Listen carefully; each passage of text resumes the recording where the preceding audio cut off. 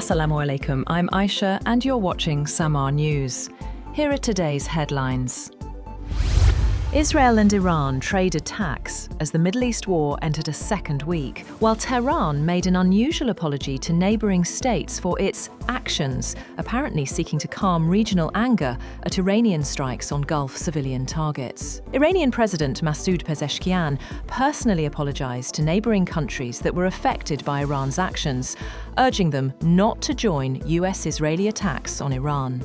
He dismissed President Donald Trump's demand for the Islamic Republic's unconditional surrender as a dream, but said its temporary leadership council had agreed to suspend attacks on nearby states unless strikes on Iran originated from their territory. U.S. President Donald Trump has said that Iran will be hit very hard today and that he was considering widening the areas and groups of people being targeted without providing details. Trump said in a post on Truth Social that today Iran will be hit very hard, under serious consideration for complete destruction and certain death. Because of Iran's bad behaviour, are areas and groups of people that were not considered for targeting up until this moment in time. He also noted that Iran had apologised to its neighbours for its strikes against them, which he cast as a surrender.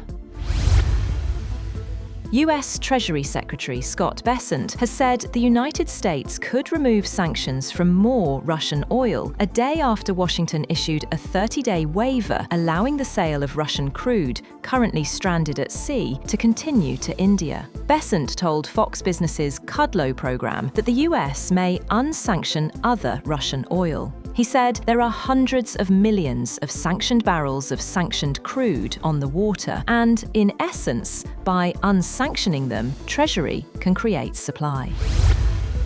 The war in Iran has entered its second week amid intensifying violence and uncertainty, while Israel expanded attacks into Lebanon, displacing hundreds of thousands. The conflict has spread beyond Iran's borders. Israel has targeted both Iranian and Lebanese sites, including Hezbollah positions in Beirut, prompting an unprecedented evacuation of the city's southern suburbs. Explosions were reported across Israel as defences intercepted Iranian missiles and drones. The UAE, Kuwait, Qatar, Bahrain, and Saudi Arabia also faced fresh attacks. Iran retaliated with strikes on Israel and Gulf states hosting US military installations. The United States Central Command has alleged that Iran carried out attacks on 12 different countries and deliberately targeted civilians. The CENTCOM commander said Iran used attack drones against residential areas in Bahrain and conducted 7 drone strikes on residential neighborhoods. According to the CENTCOM, Iran intentionally targeted civilian populations in the Middle East, adding that the attacks on civilians in the region are unacceptable and will receive a response. US President Donald Trump has made it clear that there will be no deal with Iran except unconditional surrender. In a social media post a week after launching the war alongside Israel, Trump said, "Once Iran accepts defeat and a great and acceptable new leader is chosen, the United States and its allies would help rebuild Iran's economy."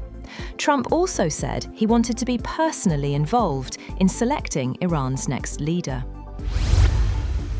The United States has urged Sri Lanka not to repatriate Iranian sailors rescued after a US submarine sank an Iranian warship this week. The frigate Iris Dina was torpedoed near the southern Sri Lankan port city of Galle, killing dozens of crew members. Sri Lanka has rescued 32 survivors and also detained 208 sailors from another Iranian naval vessel, Iris Bushehr.